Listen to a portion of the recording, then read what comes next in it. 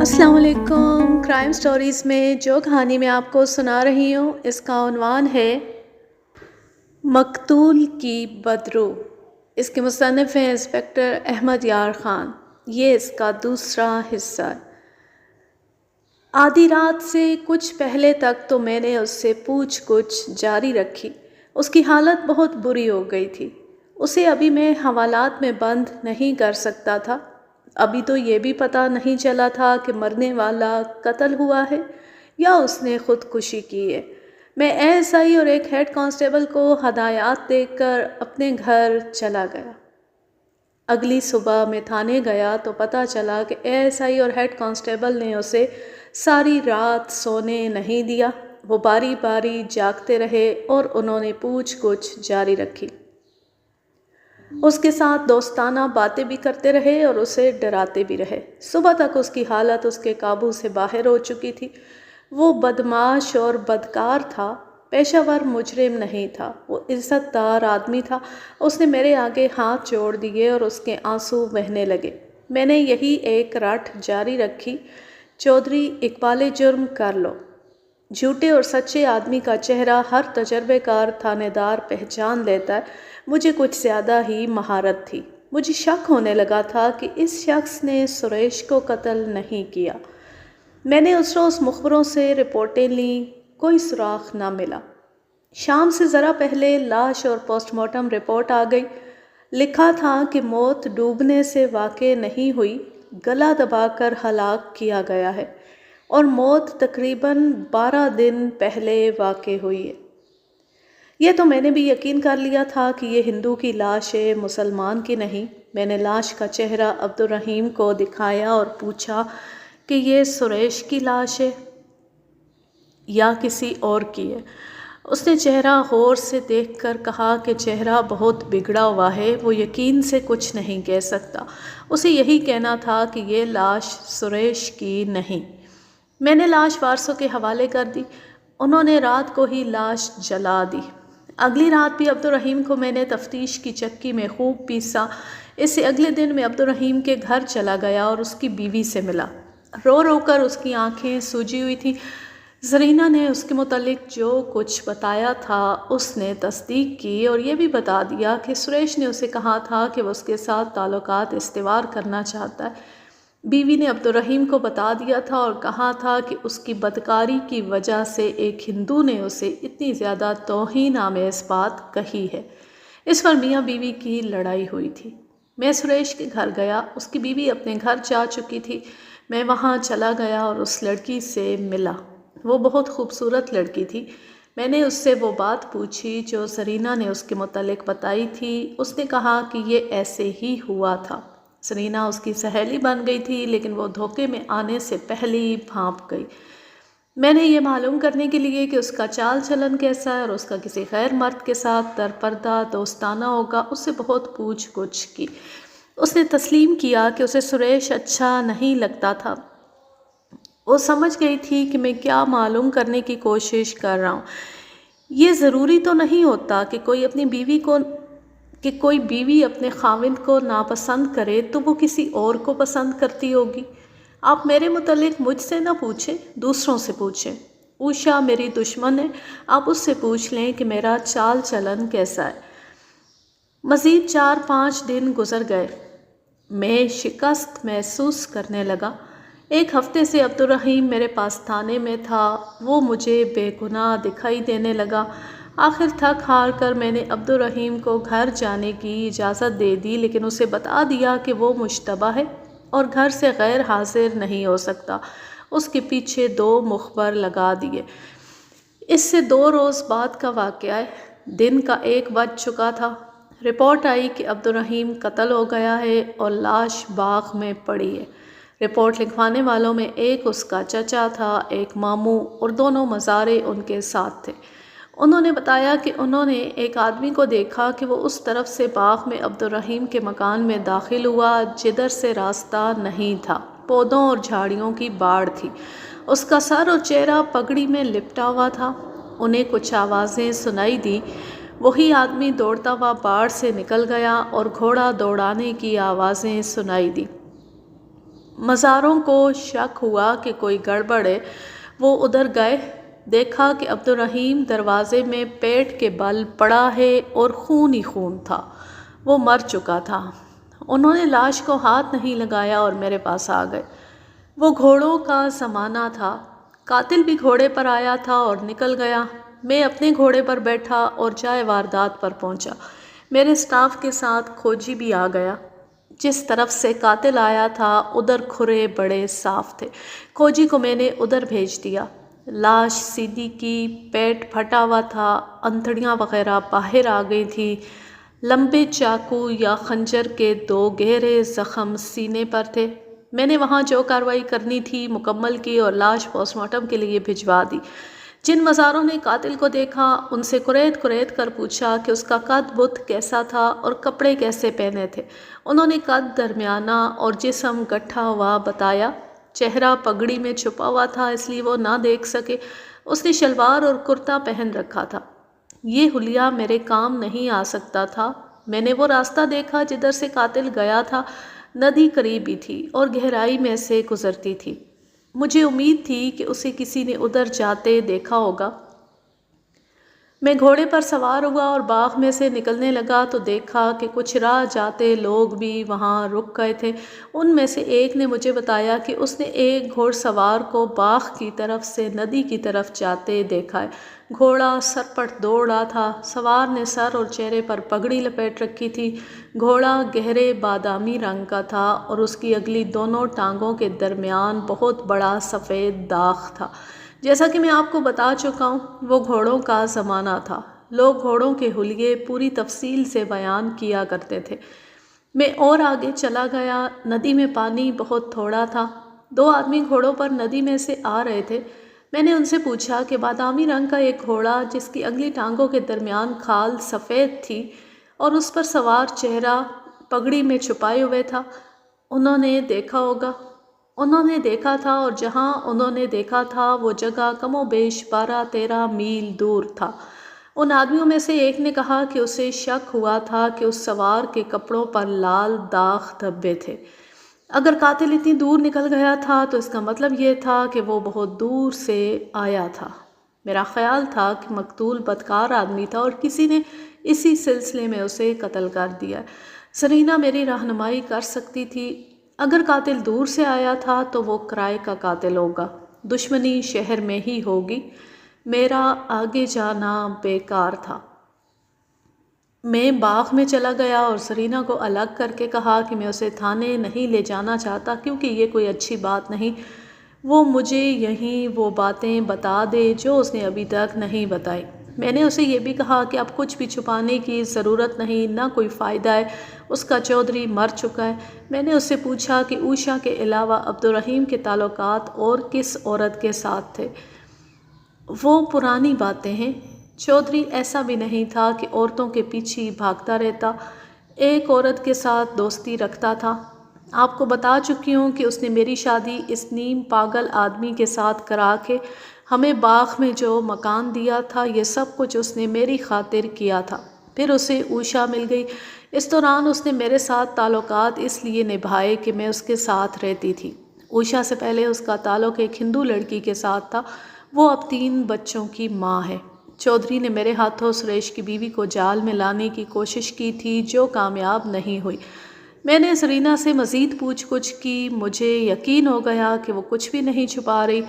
مجھے قتل کا باعث معلوم کرنا تھا اور میری نگاہ میں باعث مقتول کا برا چال چلن تھا۔ سریش خود قتل ہو چکا تھا، وہ زندہ ہوتا تو میں اس پر شک کرتا۔ ایک خیال یہ بھی آتا تھا کہ اوشا کا باپ تو اسے مقتول سے ملنے سے نہ روک سکا، سرکردہ ہندوؤں کی غیرت جوش میں آ گئی ہوگی اور انہوں نے کرائے کے قاتل سے عبدالرحیم کو مروا دیا۔ مقتول کی بیوی باغ والے مکان کے باہر بیٹھی بین کر رہی تھی، اسے عورتیں کہتی رہی تھیں کہ وہ گھر چلے لیکن وہ گھر نہیں گئی تھی۔ میں نے اسے تسلی دلاسا دیا اور کہا کہ اب وہ اپنے خاوند کے قاتل سے انتقام لینے کی سوچے اور اس کا طریقہ یہ ہے کہ میں جو پوچھتا ہوں وہ صحیح صحیح بتا دے تاکہ میں قاتل کو پکڑ سکوں اور اسے پھانسی کے تختے پر کھڑا کر دوں۔ اسے میں ایک طرف لے گیا اور کہا مجھے یہ بتاؤ کہ تمہارے خاوند کے تعلقات کس کس کے ساتھ تھے؟ ایک تو وہ ہندو عورت ہے جس کا نام اوشا ہے، اس کے علاوہ کون ہے؟ دوسری اس نے باغ میں رکھی ہوئی ہے، اس کی بیوی یہی تو ہے، زرو، پکی بدماش عورت ہے۔ یہ تو میں بھی جانتا ہوں، یہ بے غیرت عورت ہے اور اس کا خاوند دماغ سے عاری ہے، اسے تو اپنا ہوش نہیں۔ مجھے یہ شک ہے کہ عبدالرحیم نے کسی غیرت مند بھائی کی بہن یا کسی غیرت مند خاوند کی بیوی پر ہاتھ ڈالا تھا اور مارا گیا ہے۔ کیا تم ایسی کسی عورت کو جانتی ہو؟ اڑتے اڑتے بات بیوی تک پہنچی جاتی ہے۔ نہیں، میں کسی ایسی عورت کو نہیں جانتی، مجھ تک کوئی ایسی بات نہیں پہنچی۔ کوئی اور دشمنی، رشتہ داروں کے ساتھ جائیداد کا جھگڑا یا کوئی اور ایسی وجہ جس نے تمہارے خاوند کو قتل کرا دیا ہے؟ جائیداد کا جھگڑا تو ہے، لیکن ایسا نہیں کہ قتل تک نوبت آ جائے۔ میں نے اس جھگڑے کی تفصیل پوچھ لی، ان آدمیوں کے نام بھی نوٹ کر لیے جن کے ساتھ جھگڑا تھا۔ مجھے اچانک ایک اور خیال آ گیا۔ میں نے مقتول کی بیوی سے پوچھا کہ وہ ان چند دنوں کے لیے کہیں باہر تو نہیں گیا تھا؟ اس نے ایک گاؤں کا نام لے کر کہا کہ وہاں گیا تھا اور تیسرے روز واپس آیا تھا، جس روز سریش کی لاش برآمد ہوئی تھی، اس سے ایک روز پہلے وہ واپس آیا تھا۔ یہ خیال مجھے اس لیے آیا تھا کہ ایسے چال چلن کے لوگ جہاں بھی جاتے ہیں نظر عورتوں پر رکھتے ہیں۔ ممکن ہے وہ جس گاؤں میں گیا تھا وہاں کسی عورت پر دست درازی کر بیٹھا ہو اور اس عورت کے بھائی یا خاوند نے یہاں آ کر اسے قتل کرنا بہتر سمجھا ہو۔ تھانے میں کچھ اور چھوٹے موٹے کیس بھی تھے، لیکن یک کے بعد دیگرے قتل کی 2 وارداتوں نے مجھے چکرا دیا۔ ایک تو لڑائی جھگڑے کے قتل ہوتے ہیں جن میں سراغ رسانی کی ضرورت ہی نہیں ہوتی، قاتل سامنے موجود ہوتے ہیں، صرف مقدمہ قائم کرنا ہوتا ہے، شہادت اور ثبوت فراہم ہو ہی جاتے ہیں۔ مشکل یہ قتل پیدا کرتے ہیں جو چوری چھپے کیے جاتے ہیں، قاتل کا کچھ پتہ نہیں چلتا۔ ایسے قتل کا پس منظر اور باعث معلوم کرنا پڑتا ہے، اس میں کامیابی ہو جائے تو سراغ رسانی ذرا آسان ہو جاتی ہے۔ عبدالرحیم کا قتل انتقامی کارروائی معلوم ہوتی تھی اور اس کا تعلق اس کے چال چلن کے ساتھ تھا، اس لیے میں اسی پر توجہ مرکوز کیے ہوئے تھا۔ اس کے ساتھ ہی میں نے فیصلہ کیا کہ اب میں کسی کی عزت اور حیثیت کا خیال نہیں رکھوں گا، کوئی مسلمان ہو یا ہندو، مرد ہو یا عورت، ہر کسی کو تھانے بلا کر بٹھا لوں گا۔ یہ میری عادت بن گئی تھی کہ میں کسی شریف گھرانے کی عورت کو تھانے نہیں بلایا کرتا تھا، خود اس کے گھر چلا جاتا تھا۔ میں نے اپنے ذرائع سے معلوم کر لیا تھا کہ مقتول کے گہرے اور ہمراز دوست کون کون ہیں۔ وہ 2 تھے، انہیں تھانے بلا لیا۔ اوشا کو اور اس کی ماں باپ کو بھی بلا لیا۔ پہلے اس کے ایک دوست کو بلایا۔ پہلے ہی دوست نے بتایا کہ مقتول اس گاؤں میں کسی کام سے گیا تھا، واپس آ کر اس نے سنایا تھا کہ اس نے ایک بڑی خوبصورت عورت کے ساتھ محبت کی بات چیت کر لی، لیکن اس کے خاوند کو پتہ چل گیا۔ اس نے اپنی بیوی کے 2 بھائیوں کو بتا دیا۔ مقتول ان بھائیوں کے ہی گھر گیا تھا۔ اسے اس عورت نے اشارے سے یا موقع پیدا کر کے خبردار کر دیا کہ وہ رات یہاں نہ ٹھہرے، چنانچہ رات کو وہ چوری چھپے بھاگ آیا۔ اس سے اگلے روز سریش کی لاش برآمد ہو گئی اور وہ مقتول کو تھانے لے آیا۔ اسے تھانے سے 5-6 روز بعد فارغ کیا تو وہ قتل ہو گیا۔ اس سے یہ ظاہر ہوا کہ قاتل اس کے ساتھ سائے کی طرح لگا رہا، جو ہی اسے موقع ملا وہ وار کر گیا۔ 2 آدمیوں نے گھڑ سوار کو قصبے سے 12-13 میل دور جہاں دیکھا تھا، وہ جگہ اس گاؤں کے قریب تھی جہاں مقتول گیا تھا۔ میں نے اسی وقت اپنے ASI کو ان ہدایات کے ساتھ اس گاؤں روانہ کر دیا کہ وہ اس گھر میں گہرے بادامی رنگ کی گھوڑی دیکھے، گھر کی تلاشی لے کر چاقو یا خنجر اور خون آلود کپڑے برآمد کرے اور جس پر شک ہو اسے گرفتار کر کے لے آئے۔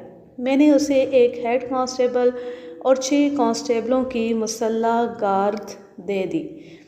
رات کو بھی میں نے پوچھ گچھ جاری رکھی۔ آدھی رات گزر رہی تھی کہ تھانے میں ایک اور مصیبت آ گئی۔ سریش کا سسر کا جوان بیٹا، ان کے محلے کے 2 معزز آدمی اور چوکیدار آئے۔ سب پر خوف طاری تھا۔ انہوں نے اطلاع دی کہ سریش کی بیوی اغوا ہو گئی ہے۔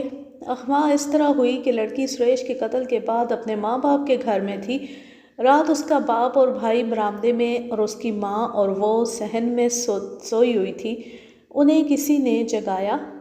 ان کے سر پر 2 آدمی بچیاں تانے کھڑے تھے۔ انہوں نے کہا کہ کسی نے اونچی آواز نکالی تو وہ قتل ہو جائے گا۔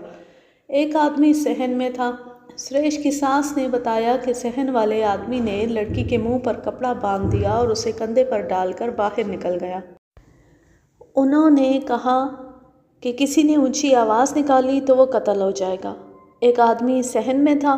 سریش کی ساس نے بتایا کہ صحن والے آدمی نے لڑکی کے منہ پر کپڑا باندھ دیا اور اسے کندھے پر ڈال کر باہر نکل گیا۔ دوسرے 2 آدمی یہ کہہ کر باہر نکلے کہ ہمارے چلے جانے تک کوئی نہ بولے ورنہ قتل ہو جاؤ گے۔ چوکیدار نے بتایا کہ 4 آدمی گھوڑوں پر آئے اور ایک نے گھوڑے سے اتر کر خنجر اس کے سینے پر رکھ دیا اور بولا آواز نہ نکالنا۔ چوکیدار مجبور ہو کر کھڑا رہا۔ 3 سوار چلے گئے۔ وہ واپس آئے تو انہوں نے لڑکی کو اٹھا رکھا تھا۔ میں جائے واردات پر گیا۔ یہ بڑی ہی دلیرانہ واردات تھی اور یہ پیشہ وروں کی واردات معلوم ہوتی تھی۔ انہوں نے صحن کی دیوار پھلانگی تھی اور اندر سے دروازہ کھول کر باہر نکلے تھے۔ ان کے گھوڑے باہر کھڑے تھے۔ وہ سوار ہوئے اور چلے گئے۔ میرے لیے یہ سوال چھوڑ گئے کہ سریش کی بیوی کو کیوں اغوا کیا گیا اور یہ بھی کتنی سنگین وارداتوں کا اکھاڑا میرا ہی تھانہ کیوں بن گیا ہے۔ رات اس نئی واردات کی ابتدائی کارروائیوں میں گزر گئی۔ دن طلوع ہوا تو ASI 4 آدمیوں کو ساتھ لیے گاؤں سے واپس آ گیا۔ اس نے بتایا کہ گاؤں میں گھوڑے اور گھوڑیاں تو بہت ہیں لیکن ایک بھی ایسی نہیں جس کی اگلی ٹانگوں کے درمیان کھال سفید ہو۔ میں نے ان 4 کو کھوجی کے حوالے کر دیا کہ ان کے کھرے دیکھے اور ASI سے کہا کہ عبدالرحیم اور سریش کے قتل کے کیس وہ سنبھال لیں۔ سریش کی بیوی بلکہ بیوہ کا اغوا ذرا پیچیدہ تھا۔ میں نے اس پر توجہ مرکوز کر لی۔ میں بڑی مشکل حالات میں اور اس سے زیادہ پیچیدہ کیسوں میں بھی کبھی گھبرایا نہیں تھا لیکن ان وارداتوں نے مجھے پریشان کر دیا۔ سریش کے قتل کے متعلق تو میں نے پکا ارادہ کر لیا تھا کہ اوپر والوں کو رپورٹ دے کر عدم پتہ قرار دے دوں گا۔ یوں سمجھیے کہ میں نے ہتھیار ڈال دیے تھے۔ یہ میرے لیے بہت بڑی شکست تھی۔ میں جوانی میں بھی خدا کو ہر حال میں یاد کرنے والا آدمی تھا۔ جب کبھی کوئی مشکل آ پڑی میں نے اللہ سے مدد مانگی اور مدد مل گئی۔ اب بھی اللہ نے میری مدد معجزے کی طرح کی۔ یوں لگتا تھا جیسے میں تھیٹر کے سٹیج پر ڈرامہ دیکھ رہا ہوں جس کے سین ختم ہونے میں نہیں آتے اور سمجھ ہی نہیں آتی کہ اس ڈرامے کا انجام کیا ہوگا، مگر ایک سین ایسا آ گیا کہ اچانک ڈرامہ ختم ہو گیا اور خیال آیا کہ آخری سین یہی ہونا چاہیے تھا۔ میں بھی پریشان ہو رہا تھا کہ ایسی سنگین وارداتوں کے اس ڈرامے کا انجام کیا ہوگا۔ میں دن بھر تفتیش میں مصروف رہا۔ شام ہوئی، رات آئی، میں تفتیش میں الجھا رہا۔ انگریزوں کا دور حکومت تھا جو کوتاہی برداشت نہیں کیا کرتے تھے۔ میں اس قدر تھک گیا تھا کہ کانسٹیبلوں کی بیرک میں جا کر ایک چارپائی پر گر پڑا اور میری آنکھ لگ گئی۔ مگر ایک اور بم پھٹا۔ برآمدے میں شور سنائی دیا۔ ایک کانسٹیبل نے مجھے کہا کہ 3-4 ہندو آئے ہیں، کہتے ہیں کہ سریش کی بدرو نے آ کر خون کر دیا ہے۔ میں دوڑتا باہر نکلا۔ برآمدے میں 4 ہندو اور 2 مسلمان کھڑے تھے۔ انہوں نے بتایا کہ وہ سریش کے پڑوس میں رہتے ہیں۔ اس کے گھر انہیں عورتوں کی چیخیں سنائی دیں اور سریش کا باپ بھوت بھوت چلائے جا رہا تھا۔ باہر کا دروازہ کھلا تھا۔ یہ 6 آدمی اندر چلے گئے۔ انہوں نے دیکھا کہ اوشا صحن میں خون میں لت پت پڑی تھی۔ اس کی ماں اور اس کا باپ ہاتھ جوڑے ہوئے آسمان کی طرف دیکھ رہے تھے اور کچھ بڑبڑا رہے تھے۔ اتنے میں کمرے میں سے سریش نکلا۔ وہ بلا شک و شبہ سریش تھا جس کی لاش ندی سے برآمد ہوئی تھی۔ وہ ایک سوٹ کیس اٹھائے ہوئے کمرے سے نکلا۔ اس کے ہاتھ میں خنجر تھا۔ برآمدے میں جلتی ہوئی لالٹین لٹک رہی تھی۔ میرے ہاتھ میں یہ ٹارچ تھی۔ میں نے ٹارچ کی روشنی اس کے منہ پر ڈالی۔ وہ واقعی سریش تھا۔ اس نے کہا کہ میرے راستے سے ہٹ جاؤ، سب مارے جاؤ گے۔ 4 ہندو جوان 2 مسلمانوں کے ساتھ آئے تھے۔ 4 ہندو جو ان 2 مسلمانوں کے ساتھ آئے تھے اتنے ڈرے کہ انہوں نے بھی ہاتھ جوڑ کر کچھ پڑھنا شروع کر دیا۔ دوسرے مسلمان کے ہاتھ میں موٹا ڈنڈا تھا۔ اس نے سریش سے کہا کہ تم سریش کا بھوت ہو تو وہیں غائب ہو جاؤ جہاں کھڑے ہو۔ سریش نے انہیں پھر ڈرایا اور فوراً بعد سوٹ کیس پھینک کر ٹارچ والے مسلمان پر حملہ کر دیا۔ دوسرے مسلمان نے جس کے ہاتھ میں ڈنڈا تھا ڈنڈے کا ایسا وار کیا کہ سریش کے خنجر والے ہاتھ پر پڑا، اس کے ہاتھ سے خنجر گر پڑا۔ ٹارچ پرانے زمانے کی بڑی لمبی اور موٹی ٹارچ تھی۔ اس مسلمان نے ٹارچ سریش کے سر پر ماری، پھر ان دونوں نے اسے ڈنڈے اور ٹارچ سے اتنا پیٹا کہ وہ گر پڑا۔ خنجر اٹھانے کا کسی کو خیال نہ رہا۔ سریش کا ہاتھ خنجر تک پہنچ گیا، اس نے خنجر ہاتھ میں لے لیا۔ وہ پیٹ کے بل پڑا تھا۔ اس نے اٹھنے کی بجائے خنجر اپنے سینے میں گھونپ لیا۔ اتنے میں اس کا وہ پڑوسی دوست آ گیا جس نے سریش اور اس کی بہن اوشا کے متعلق مجھے بہت سی باتیں بتائی تھیں۔ اس نے دونوں مسلمانوں سے مل کر سریش کے ہاتھ سے خنجر لے لیا۔ اس کا دوست اس کا خون روکنے کے لیے اس کے پاس بیٹھ گیا۔ باقی سب تھانے کو دوڑے آئے۔ مجھے شک ہونے لگا کہ میں خواب دیکھ رہا ہوں۔ میں نے ان سب کو باری باری دیکھا، وہ سب ہوش میں معلوم ہوتے تھے۔ میرے ہوش ٹھکانے آئے تو میں نے سب سے پہلے انہیں برا بھلا کہا کہ وہ اسے اٹھا کیوں نہ لائے، اسے ہسپتال لے جاتے اور نزاعی بیان لے لیتے، اب تک وہ مر چکا ہوگا۔ میں اتنا تیز کبھی نہیں دوڑا تھا۔ سریش کے گھر پہنچا، وہ زندہ تھا۔ اسے چارپائی پر ڈالا، اس کے باپ اور ماں کو ساتھ لیا اور بھاگم بھاگ اسے ہسپتال پہنچایا اور ڈاکٹر کو جگایا۔ ڈاکٹر نے اس کا نزاعی بیان قلم بند کیا۔ سریش نے ہانپتی ہوئی کربناک آواز میں بات یہاں سے شروع کی۔ چودھری عبدالرحیم کو میں نے قتل کیا ہے، اپنی بیوی کو میں نے اغوا کیا ہے اور اپنی بہن اوشا کو میں نے قتل کیا ہے۔ میں شکورے کے پاس چلا گیا تھا اور اسے کہا تھا کہ میں تمہیں خوبصورت اور نوجوان لڑکی دوں گا، اس کے عوض میرے 3 کام کر دو۔ یہ 3 کام تھے: عبدالرحیم اور اپنی بہن کا قتل اور اپنے سسرالی گھر میں ڈاکہ۔ اس کے بعد اسے شکورے کے ساتھ ہی رہنا تھا۔ شکورہ اس علاقے کا مشہور ڈاکو تھا اور اشتہاری ملزم۔ خنجر جو سریش نے اپنے سینے میں مار لیا تھا وہ پھیپھڑوں میں زیادہ نہیں اترا تھا۔ اس کی فوری موت کا امکان بہت ہی کم تھا۔ اس کے سر اور پیٹھ پر دونوں مسلمانوں کے ڈنڈے اور ٹارچ کی چوٹیں تھیں۔ ان چوٹوں نے اسے نیم بے ہوش کر دیا تھا، اس لیے وہ اپنے سینے میں خنجر پوری طاقت سے نہیں مار سکا تھا۔ وہ بیان دینے کے قابل تھا مگر مرنے کا فیصلہ کر چکا تھا۔ ڈاکٹر کہہ رہا تھا کہ وہ اس کے سینے کا چھوٹا سا آپریشن کر کے پھیپھڑے کے زخم کو ٹھیک کر دے گا، لیکن سریش نہیں مان رہا تھا۔ میں نے اسے کہا کہ ڈاکٹر اسے مرنے نہیں دے گا۔ آپ لوگ مجھے پھانسی دینے کے لیے زندہ رکھنا چاہتے ہیں؟ میں انتظار نہیں کر سکتا، مجھے مرنے دیں، اور مرنے سے پہلے میری ساری بات سن لیں تاکہ آپ کے اور کسی کے دل میں کوئی شک نہ رہے۔ ڈاکٹر کیسے برداشت کر سکتا تھا کہ اس کا خون بہتا رہے اور ہم اس کا بیان لکھتے رہیں؟ وہ اقبال جرم تو کر ہی چکا تھا اور یہ بھی بتا چکا تھا کہ وہ شکورے ڈاکو کے پاس چلا گیا تھا۔ اب مجھے تفصیلات قلم بند کرنی تھی۔ وہ پھیپھڑے کے زخم کو ہاتھ نہیں لگانے دے رہا تھا۔ اس زمانے میں بے ہوشی کے انجیکشن نہیں تھے، کلوروفارم سنگھا کر بے ہوش کیا جاتا تھا۔ ڈاکٹر نے اس کی ناک کے ساتھ شیشی لگانے کے بجائے یہ طریقہ اختیار کیا کہ اٹھ کر چلا گیا۔ واپس آیا تو اس نے ایک کپڑا سریش کی ناک پر رکھ دیا، اس میں بے ہوشی والی دوائی تھی۔ سریش ذرا سا تڑپا اور بے ہوش ہو گیا۔ وہ آپریشن ٹیبل پر پڑا تھا۔ ڈاکٹر نے اس کے سینے کو تھوڑا سا چیر دیا اور پھیپھڑا دیکھا۔ میں باہر نکل گیا۔ 1.5 گھنٹے بعد ڈاکٹر نے باہر آ کر مجھے بتایا کہ زخم خطرناک ہے لیکن بچنے کی امید خاصی ہے۔ میں نے باقی رات وہیں ایک بینچ پر لیٹ کر گزار دی۔ سورج طلوع ہو چکا تھا جب سریش ہوش میں آیا اور مجھے اطلاع دی گئی۔ اس کے سر پر بھی پٹیاں باندھ دی گئی تھیں۔ ٹارچ کی ضربوں سے 2-3 جگہوں سے سر کی کھال پھٹ گئی تھی۔ سریش کو ایک کمرے میں منتقل کر دیا گیا اور اس پر 2 کانسٹیبلوں کا پہرا لگا دیا گیا۔ میں نے اس کے ساتھ شفقت سے باتیں کی، دلی ہمدردی کا اظہار کیا، اسے اپنے ہاتھ سے دودھ پلایا۔ کچھ دیر بعد وہ مجھے ساری بات سنانے کے لیے تیار ہو گیا۔ پہلے میں آپ کو یہ بتا دوں کہ شکورہ ڈاکو کون تھا۔ یہ تو آپ کو معلوم ہے کہ ہندوستان میں خصوصاً وسطی ہند میں کئی ایک ڈاکوؤں نے تاریخی شہرت حاصل کی تھی۔ کسی وقت یہ ڈاکو ٹھگ کہلاتے تھے۔ مغلوں نے ان کی سرکوبی کے لیے بہت کچھ کیا تھا لیکن خاطر خواہ کامیابی نہ ہوئی۔ انگریزوں نے آ کر ان کے خلاف فوج استعمال کی اور پولیس کے الگ اسکواڈ بنا دیے جو صرف ڈاکوؤں سے نبرد آزما ہوتے تھے۔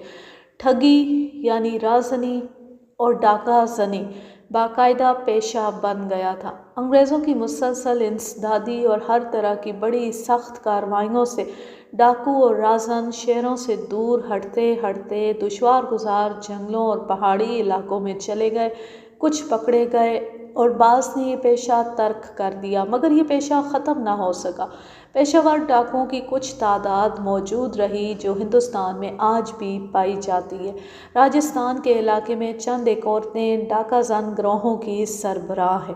چونکہ یہ پیشہ قائم رہا اس لیے معاشرے کے ستائے ہوئے بعض افراد ڈاکوؤں کے پاس چلے گئے اور ڈاکو بن گئے۔ شکورہ، جس کا نام عبدالشکور تھا، ایسا ہی ایک پیشہ ور ڈاکو تھا۔ میں جس وقت کا واقعہ سنا رہا ہوں اس وقت اس کی عمر 40 سال کے لگ بھگ تھی۔ میں نے اسے نہیں دیکھا تھا، سنا تھا کہ وہ بڑا خوبصورت جوان ہے اور ہنس مکھ اتنا کہ کوئی اجنبی اسے ڈاکو سمجھتا ہی نہیں۔ اس دور کے ڈاکوؤں کی طرح وہ صرف انہیں لوٹتا تھا جن کے پاس سونے چاندی کے انبار ہوتے تھے۔ دیہات کے لوگوں میں وہ بہت مقبول تھا۔ وہ ہر کسی کے مسائل میں دلچسپی لیتا اور مصائب میں ان کی مدد کرتا تھا۔ یہی وجہ تھی کہ وہ پکڑا نہیں جاتا تھا۔ وہ صرف ایک بار پکڑا گیا تھا اور اسے 8 سال سزائے قید ہوئی تھی۔ جیل میں اچھے چال چلن کی بدولت اسے اتنی زیادہ معافی ملی تھی کہ وہ 6 سال اور 2 ماہ بعد رہا ہو کر آ گیا تھا۔ چند برسوں بعد وہ پھر پکڑا گیا۔ اسے ریل گاڑی پر لے جایا جا رہا تھا۔ اسے ہتھکڑی لگی ہوئی تھی۔ وہ 2 ریلوے اسٹیشنوں کے درمیان جنگل میں چلتی گاڑی سے کود گیا اور پھر ہاتھ نہ آیا۔ یہ کسی کو بھی معلوم نہ ہو سکا کہ اس نے ہتھکڑی کہاں اور کس سے کھلوائی تھی۔ اس کے متعلق سرکاری ریکارڈ میں یہ لکھا تھا کہ اس کا باپ وسطی ہند میں کسی نواب کا ذاتی محافظ تھا۔ انگریزوں نے کئی ایک مسلمان نوابوں کے وظیفے لگا رکھے تھے اور انہوں نے چھوٹی چھوٹی ریاستیں بنا رکھی تھی۔ یہ نواب اور ہندو اور سکھ راجے مہاراجے اپنی رعایا کے فرعون ہوتے تھے۔ ان کی رعایا بھوکی ننگی رہتی اور وہ صحیح معنوں میں سونے چاندی میں کھیلتے تھے۔ شکورہ ماں باپ کا اکلوتا بیٹا تھا اور اس کی ایک ہی بہن تھی۔ بدقسمتی سے اس کی بہن جب 17-18 برس کی ہوئی تو کہیں نواب صاحب کی نظر اس پر پڑ گئی۔ لڑکی خوبصورت تھی۔ نواب اپنے ملازموں کی بہو بیٹیوں کو اپنی ملکیت سمجھا کرتے تھے۔ اس نواب نے شکورے کے باپ سے کہا کہ وہ اپنی بیٹی کو محل میں بھیج دے، اسے ٹریننگ دے کر محل کی خاص کنیزوں میں شامل کیا جائے گا۔ باپ نے حکم کی تعمیل کی۔ اس وقت شکورے کی عمر 20-21 سال تھی۔ تیسرے چوتھے روز بہن نے شکورے کو بتایا کہ وہ محل میں نوکری نہیں کرے گی کیونکہ نواب صاحب کی نیت ٹھیک نہیں۔ شکورہ نواب کو جانتا تھا، وہ اپنے باپ کے ساتھ محل کے سائے میں ہی رہتا تھا۔ وہ ساری بات سمجھ گیا۔ اس نے بہن کو محل میں جانے سے روک دیا۔ باپ نے شکورے سے کہا کہ نواب صاحب ناراض ہو جائیں گے، لیکن شکورے کی غیرت کا تقاضا کچھ اور تھا۔ اس نے باپ کی ایک نہ سنی۔ نواب کو پتہ چلا تو اس نے شکورے کو دربار میں طلب کیا اور بہن کو محل میں نہ بھیجنے کی وجہ پوچھی۔ شکورہ خود سر نوجوان تھا۔ اس نے جواب دیا کہ نواب صاحب اگر اس کی بہن کے ساتھ باقاعدہ شادی کرنا چاہیں تو بھی وہ نہیں مانے گا۔ وہ بہن کو کسی شریف گھرانے میں آباد کرے گا۔ نواب نے فرعونیت کا مظاہرہ کرتے ہوئے اسے اپنے 2 خاص ملازموں سے پٹوایا اور حکم دیا کہ کل وہ خود اپنی بہن کو ساتھ لا کر نواب کے حضور میں پیش کرے۔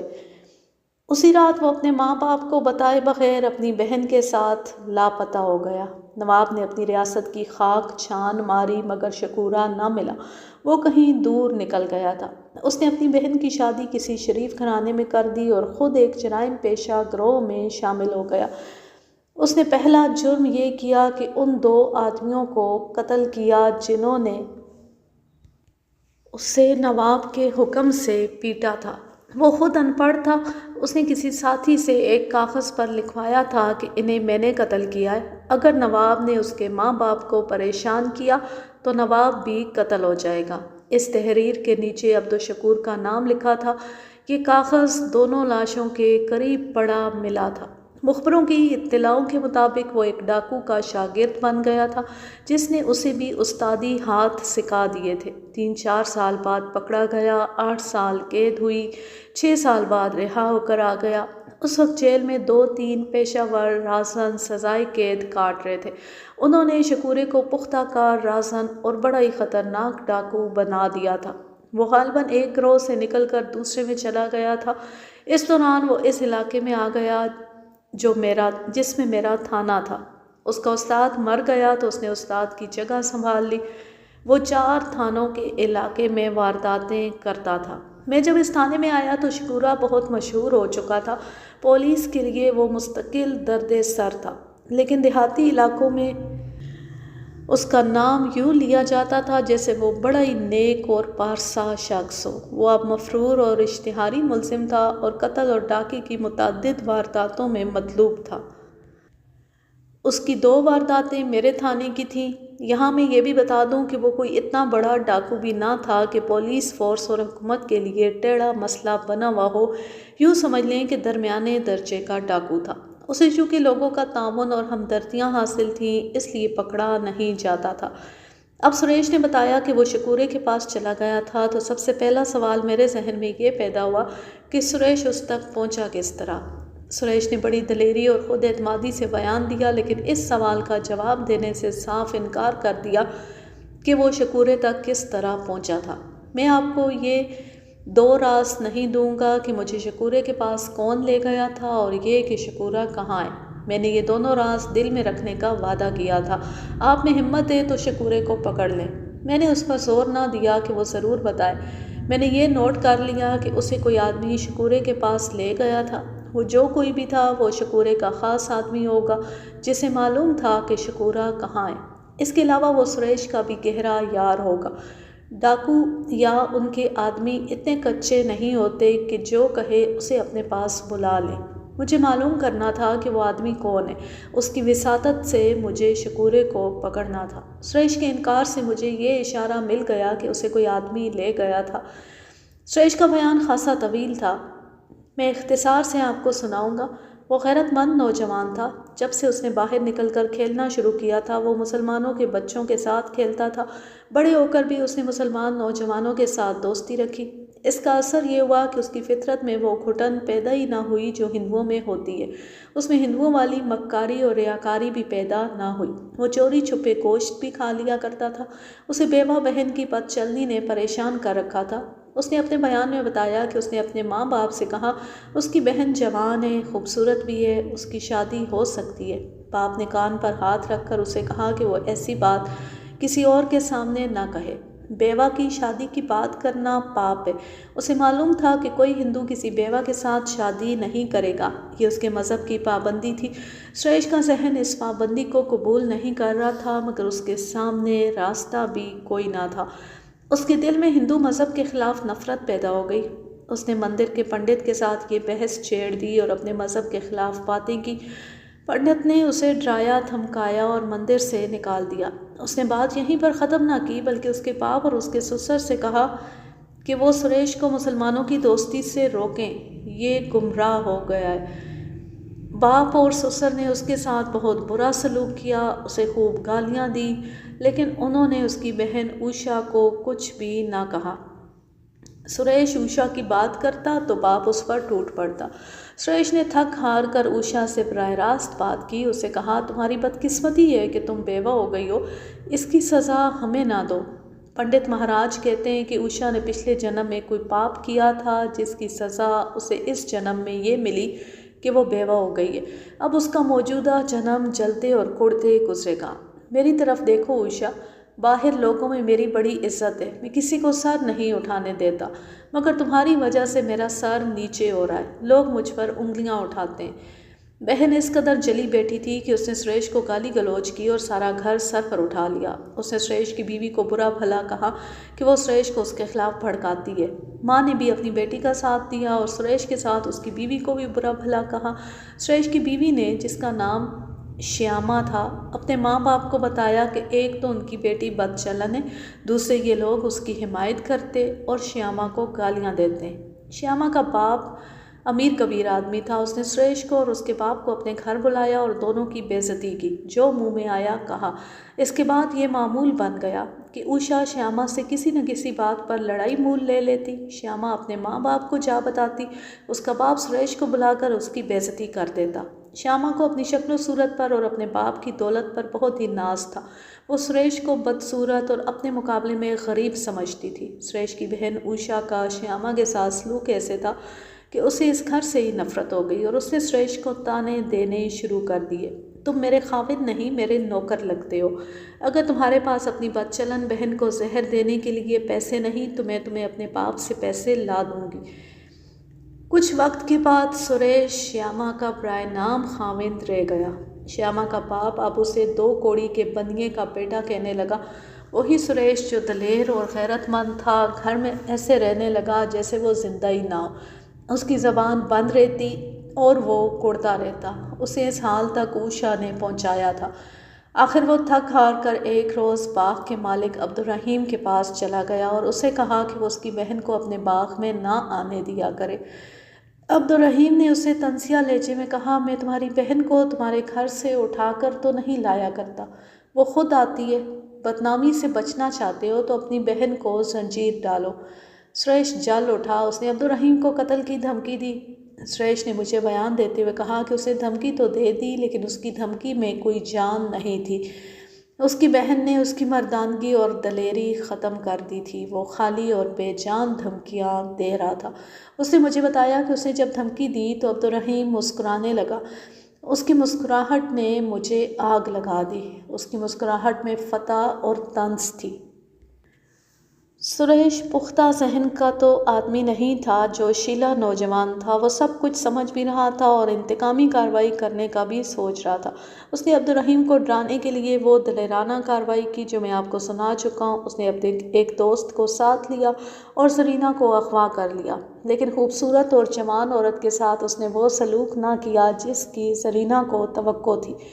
اس نے زرینہ سے کہا کہ اپنے چودھری سے کہنا کہ میں اس کی بیوی کو بھی اٹھا سکتا ہوں۔ سریش نے زرینہ کی اس حرکت کا انتقام لیا تھا کہ اس نے اس کی بیوی شیاما کو عبدالرحیم کے جال میں پھانسنے کی کوشش کی تھی۔ عبدالرحیم اور سریش کا ایک بار پھر آمنا سامنا ہوا۔ عبدالرحیم نے اسے کہا کہ اس نے ایک عورت کو اغوا کر کے مردوں والی حرکت نہیں کی۔ اس نے سریش کو ایسی باتیں کہیں جو ذرا سی بھی غیرت والا آدمی برداشت نہیں کر سکتا۔ میں نے اس سے پوچھا کہ زرینہ کے اغوا میں اس کا کون سا دوست اس کے ساتھ تھا۔ اس نے بتانے سے صاف انکار کر دیا۔ اس نے کہا کہ میں اپنے کسی دوست کو دھوکہ نہیں دوں گا۔ میری حالت پاگلوں جیسی ہو گئی تھی۔ زرینہ نے میری بیوی کو پھانسنے کی کوشش کی تو بیوی نے مجھے بتا دیا۔ میں نے زرینہ سے انتقام لے کر اپنی بیوی کو بتا دیا۔ میرا خیال تھا کہ وہ خوش ہوگی، مگر اس نے مجھے اس طرح کے طعنے دینے شروع کر دیے کہ تمہاری بہن نے تمہارے خاندان کو اتنا بدنام کر دیا ہے کہ لوگ مجھے بھی بد چلن سمجھنے لگے۔ تم اپنی بہن کو کوٹھے پر بٹھا دو۔ سریش آرام آرام سے بول رہا تھا۔ مجھے اس کی مظلومیت پر ترس آ رہا تھا۔ وہ اپنے مذہب اور معاشرے کا کچلا ہوا تھا۔ وہ ٹھیک کہہ رہا تھا کہ اس کی حالت پاگلوں جیسی ہو گئی تھی۔ ان حالات نے اس کے ذہن کو ایب نارمل بنا دیا تھا۔ وہ انتقام سے بھر گیا تھا۔ اس نے ایک اور طریقہ سوچا اور عمل کیا۔ اسے یہ مشورہ 2 مسلمان دوستوں نے دیا تھا۔ انہوں نے اسے بتایا تھا کہ عبدالرحیم اور اس کی بیوی کی آپس میں سخت چپکلش شروع ہو چکی ہے اور ان کے گھر آئے دن لڑائی جھگڑا رہتا ہے، جن کی ایک وجہ تو اوشا ہے، دوسری زرینہ ہے اور عبدالرحیم کی دوسری بدکاریاں بھی ہیں۔ اس نے باغ بدی کا اڈا بنا رکھا تھا۔ سریش نے دوستوں کے مشورے پر یوں عمل کیا کہ ایک روز اسے عبدالرحیم کی بیوی کھیتوں میں نظر آ گئی۔ وہ جوان اور اچھی شکل و صورت کی عورت تھی۔ سریش نے اسے ایک اونچی فصل کی اوٹ میں روک لیا اور اس کے ساتھ ہمدردی کی باتیں شروع کر دیں۔ اسے کہا، میری بہن کی وجہ سے تمہارے گھر کا سکون تباہ ہو گیا ہے، لیکن میں مجبور ہوں۔ اس نے پوری تفصیل سے اسے بتایا کہ گھر والے عائشہ کی حمایت میں اس کے ساتھ کیا سلوک کرتے۔ پھر اس نے عبدالرحیم کی سیاہ کاریوں کا ذکر چھیڑ دیا۔ میں تفصیل سے یہ باتیں نہیں سنا رہا، مختصر یہ کہ اس نے عبدالرحیم کی بیوی کے ساتھ ایسے انداز سے باتیں کی کہ عورت پسیج گئی۔ سریش نے اسے کہا کہ اب ایک ہی طریقہ رہ گیا ہے، وہ یہ ہے کہ تم میرے ساتھ ایسے تعلقات پیدا کر لو جیسے تمہارے خاوند نے میری بہن اور زرینہ کے ساتھ بنا رکھے ہیں۔ پھر تم اسے کہنا کہ تم اپنی عیش کرو، میں اپنی عیش کر رہی ہوں۔ اسے میرا نام بتا دینا، میں دیکھ لوں گا وہ میرا کیا بگاڑے گا۔ سریش نے مجھے بتایا کہ اس نے اس عورت پر ایسا اثر پیدا کر لیا تھا کہ وہ سوچ میں پڑ گئی اور کہنے لگی کہ کل ادھر ہی آ جانا تو میں جواب دوں گی۔ وہ چل پڑی تو سریش کو اچانک کچھ خیال آیا۔ اس نے اس عورت کو آواز دے کر روک لیا اور اسے کہا، نہ آنا، میں تمہیں نہیں ملوں گا، تمہارا اس میں کوئی قصور نہیں، تم اپنی عزت کا خیال رکھو، میں کسی عورت کو اپنی بہن اور زرینہ جیسا نہیں بناؤں گا، میری ٹکر کسی مرد سے ہوگی۔ اس سے میں نے یہ رائے قائم کی کہ سریش کا کردار مضبوط ہے مگر کم عمری کی وجہ سے ناتجربہ کار ہے۔ میں نے اپنے اس دوست کے ساتھ بات کی جس کا شکورے کے ساتھ گہرا تعلق ہے، اسے ساری بات سنائی اور یہ پہلا موقع تھا کہ میرے آنسو نکل آئے۔ میں نے اسے کہا کہ میں ایک ایک آدمی سے انتقام لینا چاہتا ہوں، جس نے مجھے جلایا ہے میں اسے قتل کروں گا۔ کس کس کو قتل کرنا تھا؟ عبدالرحیم کو، اپنی بہن کو، شیامہ کو اور اپنے سسر کے گھر ڈاکہ ڈالنا تھا، اور اسے قتل نہیں کرنا تھا بلکہ کندھوں سے اس کے دونوں بازو کاٹنے تھے۔ مندر کے پنڈت کو بھی قتل کرنا تھا۔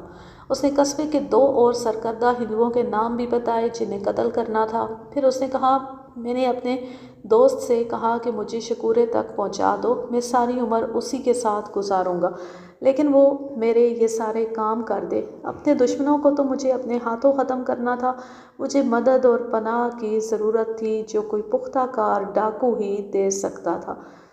تمہیں شکورہ کیوں اچھا لگا تھا؟ میں جس دوست کی بات کر رہا ہوں وہ مجھے شکورے کی باتیں سنایا کرتا تھا۔ وہ کسی وقت پہلے شکورے کے ساتھ رہا تھا۔ وہ یہیں پر رہتا ہے؟ سریش چونکا اور اس نے کچھ دیر کوئی جواب نہ دیا۔ مجھے اپنی غلطی کا احساس ہوا۔ مجھے اس طرح سیدھا سوال نہیں داغنا چاہیے تھا، اسے بات کرنے دینا چاہیے تھا، اور بے خیالی میں اپنے اس دوست کے متعلق وہ کوئی ایسا اشارہ ضرور دے دیتا جس سے اس کی نشاندہی ہو جاتی، مگر میں نے سریش کو چوکنا کر دیا۔ میں نے اسے کہا کہ جانے دو اسے، وہ جہاں کہیں بھی رہتا ہے، مجھے اس کے ساتھ کوئی دلچسپی نہیں۔ سریش نے کہا کہ آپ اس کے ساتھ دلچسپی رکھیں بھی نہ، کیونکہ وہ یہاں نہیں رہتا اور اب وہ یہاں سے جا چکا ہے۔ میں نے اس کے سامنے شکورے کے پاس جانے کی خواہش ظاہر کی تو یہ بھی کہا کہ میں اپنے گھر کا بھیدی ہوں اور میں اپنے سسرال کے گھر کا بھی بھیدی ہوں، میں دونوں گھروں میں ڈاکہ ڈالوں گا اور یہ مال شکورے کا ہوگا۔ یہاں میں آپ کو بتا دوں کہ گھر کا بھیدی مل جائے تو ڈکیتی آسان ہو جاتی ہے۔ ڈاکو گھر بھیدیوں کو بہت پسند کرتے ہیں۔ اگر رہنمائی کرنے والا کوئی نہ ہو تو ڈاکوؤں کو کمروں میں گھوم پھر کر مال تلاش کرنا پڑتا ہے۔ اتنے وقت میں گھر والے جاگ سکتے ہیں اور ڈاکوؤں کے پکڑے جانے کا خطرہ ہوتا ہے، انہیں اکثر ناکام ہو کر بھاگنا پڑتا ہے۔ سریش نے شکورے کے لیے یہ کشش پیدا کر دی تھی۔ شکورے کے اس آدمی نے جس کے ساتھ سریش نے بات کی تھی، سریش سے کہا کہ شکورے نے ابھی تک شادی نہیں کی، اگر اس کے لیے کوئی بڑی ہی خوبصورت لڑکی مل جائے تو وہ بہت خوش ہوگا اور اسے جو کہو گے مان جائے گا۔ سریش کو فوراً اپنی بیوی کا خیال آیا، اسے وہ قتل کرنے کا ارادہ کیے ہوئے تھا۔ وہ خوبصورت بھی تھی، جوان بھی تھی، اور سریش کے دل میں اس لڑکی کی نفرت بیٹھ گئی تھی۔ اسے سوچا کہ شیامہ سے انتقام لینے کا یہ طریقہ زیادہ بہتر ہے کہ اسے ایک وحشی ڈاکو کے حوالے کر دو، اس سے ڈاکو خوش بھی ہو جائے گا۔ چنانچہ سریش نے اس آدمی سے کہا کہ وہ اپنی بیوی کو اغوا کر کے شکورے کے حوالے کر دے گا۔ ان میں معاملہ طے ہو گیا اور ایک روز سریش اس آدمی کے ساتھ چلا گیا۔ شکورے کے متعلق سریش نے مجھے نہ بتایا کہ وہ کہاں ہے یا وہ قصبے سے کتنی دور تھا، مختصر یہ کہ وہ شکورے کے پاس جا پہنچا اور اس کے دوست نے شکورے کو سریش کے متعلق سب کچھ بتایا، یہ بھی بتایا کہ یہ 2 گھروں کا گھر بھیدی ہے اور یہ ایک بڑی خوبصورت لڑکی بھی لائے گا۔ مجھے وہاں خیال آیا کہ زرینہ بھی شکورے کے کام کی چیز ہے۔ सुरेश ने मुझे बयान देते हुए कहा, मैंने शकूरे से कहा कि मैं इस लड़की को लाऊंगा, इसके बाद एक और लाऊंगा। मेरे जहन में शकूरे की तस्वीर कुछ और थी, वेशी और हुसीला आदमी जिसके चेहरे पर जुल्म और बेरहमी होगी। लेकिन मुझे शक हुआ कि मेरा दोस्त धोखे से मुझे किसी और के पास ले आया है। इतना प्यारा आदमी डाकू नहीं हो सकता था। उसने मुझे प्यार से अपने पास बिठाया, शफकत से बात की और कहने लगा, बहनें अपने भाइयों की कुर्बानी मांगा करती हैं। भाई अच्छे चाल चलन की बहनों की इज्जत पर कत्ल करते हैं या कत्ल हो जाते हैं, और बदचलन बहनें भी भाइयों को कातिल बना देती या कत्ल करा देती। मुझे कातिल और डाकू बहन की इज्जत ने बनाया है। सुरेश बेटे, लेकिन वो बड़ी पाक बहन है। जब भी उसे मिलने जाता हूँ रोती है और कहती है कि शरीफों की दुनिया में वापस आ जाओ। तुम्हारी बहन ने कुछ और रंग चढ़ा लिया है, वो तुम्हारी जान की कुर्बानी मांगती है। मैंने उसे कहा कि मैं अपनी जान की कुर्बानी देने से पहले 3-4 जानों की कुर्बानी लूँगा, जिसमें मेरी बहन भी शामिल है। उसने मेरे साथ बहुत बातें की। मैंने उसके साथ दिल की सारी बातें की और बताया कि मैं क्या करना चाहता हूँ।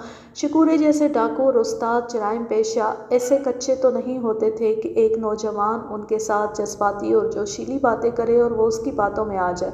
सुरेश ने मुझे जो बयान दिया, इससे मैंने ये राय कायम की कि शकूरा और उसका ये आदमी सुरेश को आजमाते रहे और उसकी वफादारी का इम्तिहान लेते रहे। इसमें 10-12 दिन गुजर गए। आखिर ये तय हुआ कि सुरेश सबसे पहले अकेला जाए और चौधरी अब्दुर्रहीम को कत्ल करके वापस आ जाए। ये जो आदमी उसके साथ गया था उसे सुरेश के साथ आना था, लेकिन कत्ल में शामिल नहीं होना था। सुरेश को वो घोड़ी दी गई जिसका रंग बादामी था और अगली टांगों के दरमियान खाल सफ़ेद थी। वो रात को कस्बे में आए। ये आदमी अब्दुर्रहीम को बड़ी अच्छी तरह जानता था। ये बात सुरेश के मुंह से निकल गई, जिससे मुझे यकीन हो गया कि ये आदमी इसी कस्बे का रहने वाला है। उसने अब्दुर्रहीम पर नज़र रखी। उसे बाग में कत्ल करना था। उसी रोज़ नदी से वो लाश बरामद हो गई, जिसे सुरेश के माँ बाप और ससुर ने भी सुरेश की लाश कह दिया। सिर्फ अब्दुर्रहीम था जिसने लाश का चेहरा देखकर कहा था कि लगता सुरेश है, लेकिन शक है। लाश बरामद और शनाख्त हुई तो मैंने अब्दुर्रहीम को मुश्तबा बिठा लिया। सुरेश के साथी ने सुरेश को बताया कि अब्दुर्रहीम को थाने में बिठा लिया गया है और एक लाश बरामद हुई है जिसे सब ने सुरेश की लाश कह दिया है। इससे सुरेश बहुत खुश हुआ। उसके साथी ने भी उसे कहा कि अब उसके पकड़े जाने का ख़तरा ख़त्म हो गया है।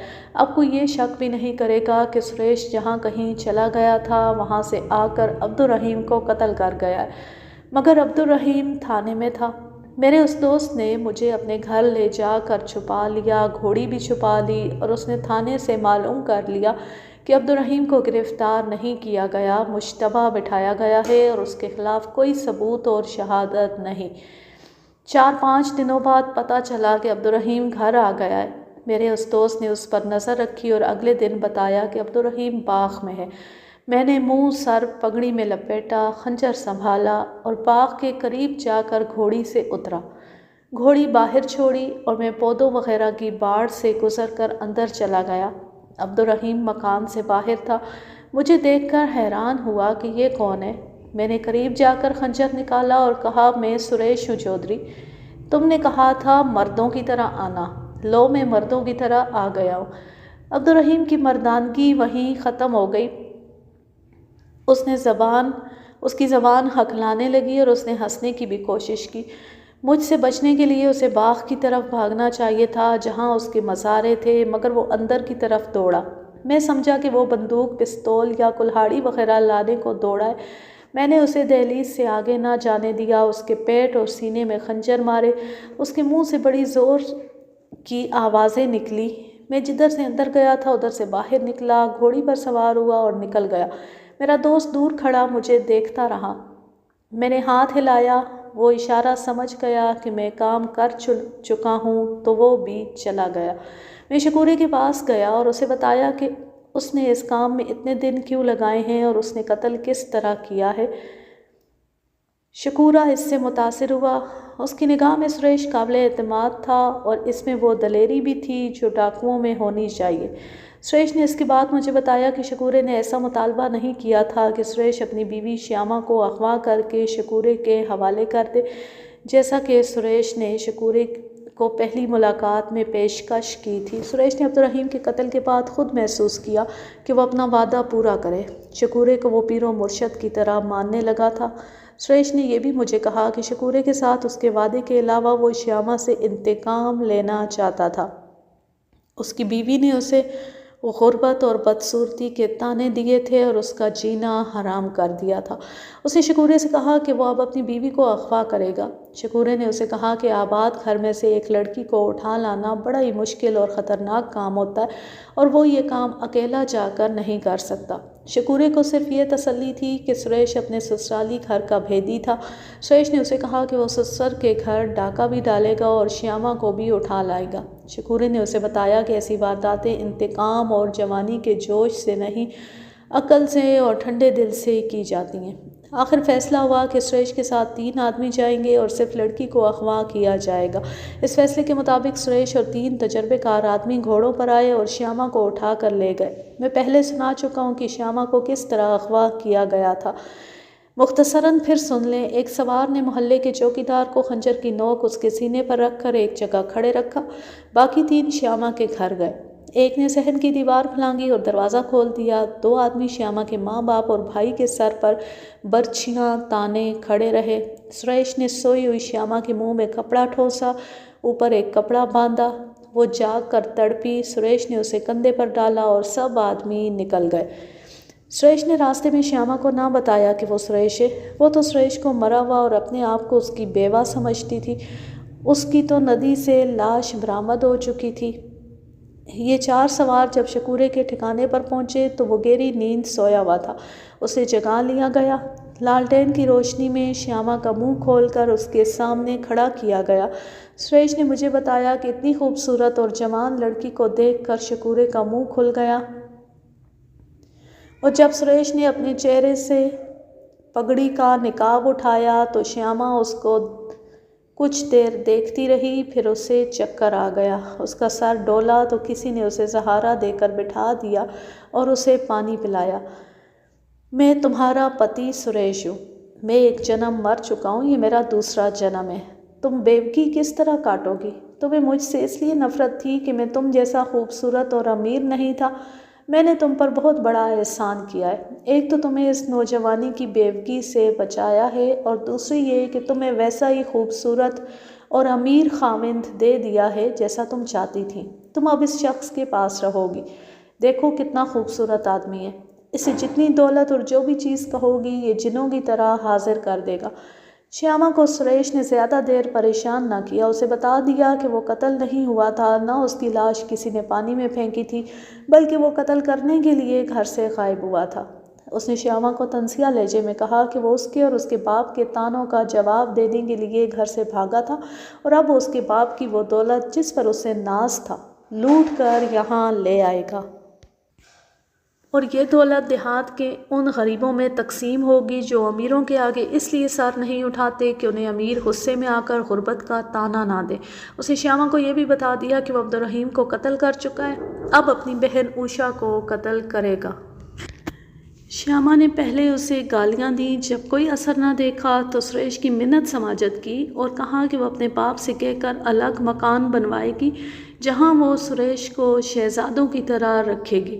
سریش نے اسے کہا کہ وہ شہزادہ بن چکا ہے۔